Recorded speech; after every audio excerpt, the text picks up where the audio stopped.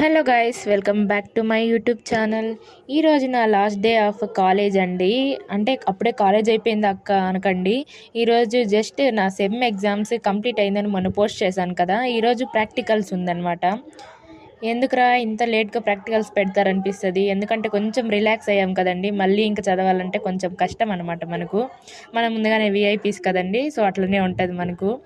So ఇంకా కాలేజీకి వెళ్ళేసి ప్రాక్టికల్స్ అయితే అయిపోయింది. ఇంకా ఇంటికి వచ్చానో లేదో మా మమ్మీ దగ్గర నుండి కాల్ వచ్చింది. ఏం మమ్మీ ఇప్పుడు కాల్ చేసావు అంటే చెప్పింది చేను దగ్గరకు రా ఒక నిమిషం అని చెప్పింది.